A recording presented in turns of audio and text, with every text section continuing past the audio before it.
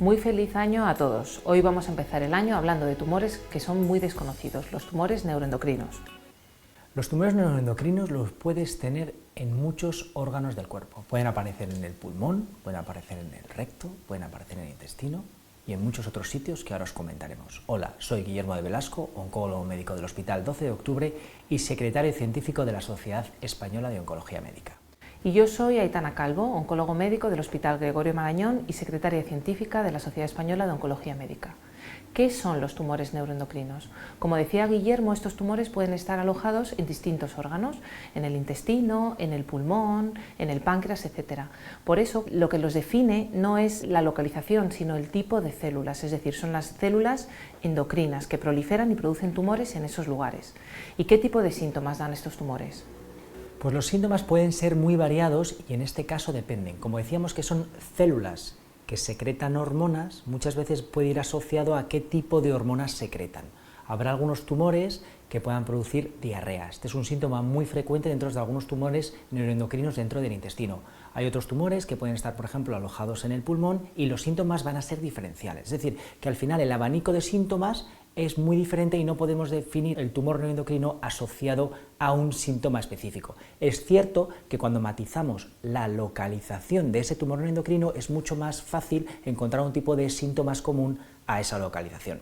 Y una pregunta muy importante, Aitana, ¿cómo se diagnostican estos tumores neuroendocrinos?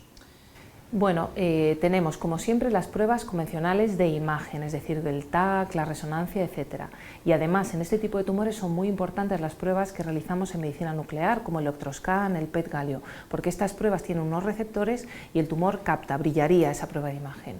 Por último, siempre es muy importante tener una biopsia, porque en este tipo de tumores, como siempre en oncología, pero en este tipo de tumores más, es fundamental tener una muestra del tumor para saber si prolifera rápidamente, si tiene un grado de diferenciación alto o bajo, porque los tratamientos son distintos, el espectro es completamente diferente. ¿Y qué tipo de tratamientos utilizamos?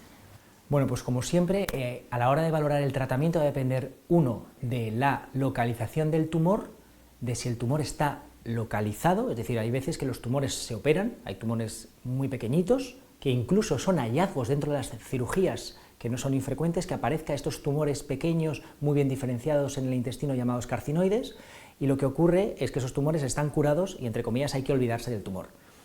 Otros casos son aquellos pacientes que tienen tumores neuroendocrinos avanzados, que quiere decir que el tumor ya no está localizado en el órgano, sino que tiene metástasis.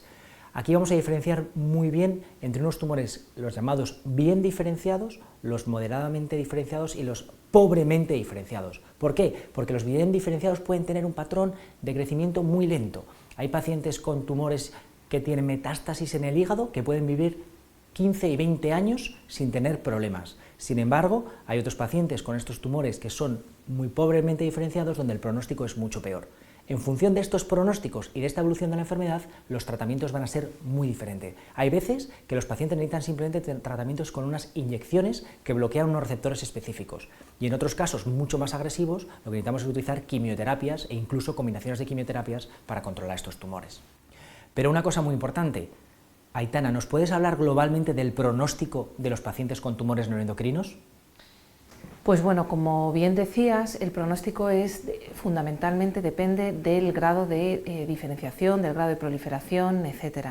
Y no hay que asustarse, muchos pacientes vienen a la consulta cuando les diagnostican un tumor en el páncreas, pero un cáncer neuroendocrino, un tumor neuroendocrino en el páncreas no tiene nada que ver con un cáncer de páncreas. Y es fundamental la valoración por un equipo multidisciplinar en el comité de tumores que incluya distintos especialistas, médicos nucleares, patólogos, cirujanos, endocrinos, oncólogos médicos, radioterapeutas, etc. Y no es infrecuente que los pacientes con un tumor neuroendocrino curado puedan tener otro tumor neuroendocrino y además algunos de estos tumores neuroendocrinos se engloban dentro de síndromes hereditarios genéticos. Nos vemos en el próximo informativo de SEOM.